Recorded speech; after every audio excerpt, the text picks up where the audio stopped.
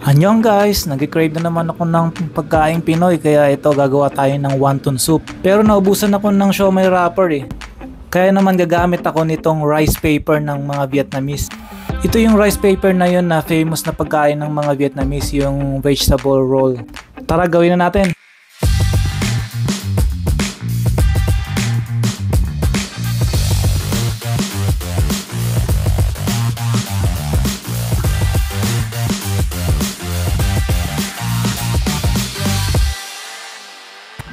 Okay, so ilista nyo na yung mga ingredients. Yung ingredients nga pala mga guys, lumalabas dito sa video. So panoorin nyo hanggang dulo.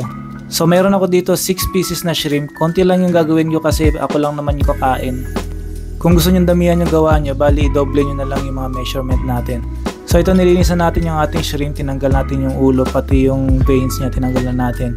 And then i-chop lang natin to using ng kutsilyo. Wag na natin i-blender kasi para mas maganda yung medyo buo-buo. Yung saktong pagkaka-chop lang.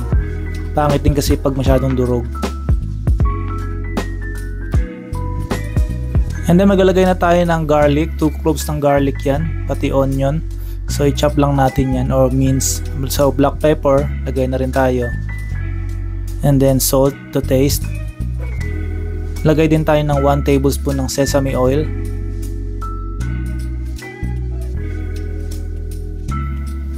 Lagay na rin tayo ng 1 teaspoon na cornstarch.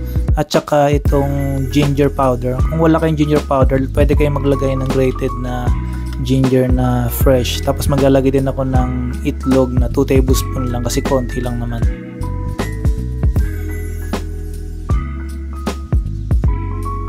Lagay na rin tayo ng chopped na spring onion, konti lang.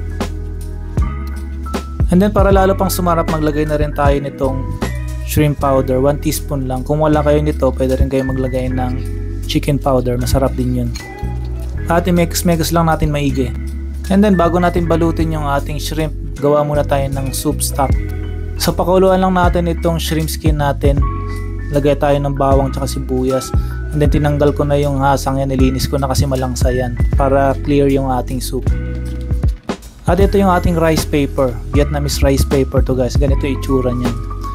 So para palambutin natin to, ilulubog natin siya sa mainit na tubig. Saglit lang lalambot yan. Tapos gawa tayo ng 2 pato. Dalawahin natin para hindi siya kasi mabilis matunaw to pag niluto natin So 2 patong siya para hindi siya mabilis mabutas. Tapos sinalian ko lang din siya ng spring onion. So ganito lang guys. Ilagay natin to sa gitna yung shrimp natin. Tapos itiklop natin ng ganyan para makapal yung ibabaw at saka yung ilalim niya makapal din yun. So ganyan lang. Actually madikit na to So lalagyan lang natin ito para pampa-arty lang at saka para hindi rin siya bumuka. Kung wala naman kayong ganito pantali, pwede na rin wag nyo ng talian. And then after 15 minutes, tanggalin na natin yung ating shrimp. Okay na itong sabaw natin. Tapos timplahan lang natin itong stock natin ng patis. Tapos maglalagay din ako ng shrimp powder. Kung wala kayo nito guys, pwede kayo maglagay ng shrimp cubes. And then paminta, and then itong zucchini natin, i-slice ko lang siya ng gamit ng peeler para mas manipis. Para mabilis maluto at saka mas masarap kasi pag manipis. Saktong-saktong pang soup. At ito na yung ating wonton, lagay na natin dyan. Guys, mabilis lang maluto to kasi shrimp yung laman nito sa loob. At saka wag nyo siyang i-overcook para naman hindi siya mabutas. Kasi pag naluto to parang melts in your mouth to kasi rice nga, 'di ba? Lagay na rin tayo diyan ng spring onion to finish. At ito na siya guys, ang sarap nito. Itsura pa lang ayan So hindi siya nabasag Actually mas masarap siya sa siomai wrapper kapag ginamit nyo. Kasi parang medyo gooey siya tapos medyo maligat at ang lambot ng wrapper. So sobrang sarap, match na match siya dito sa shrimp. Actually ganito talaga yung itsura nung nung Chinese na dumpling, di ba? So maglagay na rin ako dito ng chili sauce, ng garlic chili sauce yan para medyo may sipa. At syempre imukbang na natin to.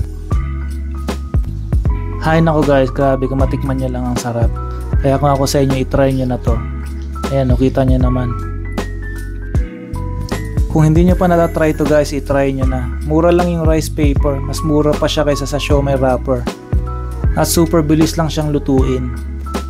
So ayan mga guys, kung nagustuhan yung recipe natin for today, please paki-like naman itong video at subscribe na rin kayo sa aking YouTube kung gusto nyo pang matuto ng mga ganitong bagong luto. Annyeong guys, see you on my next video.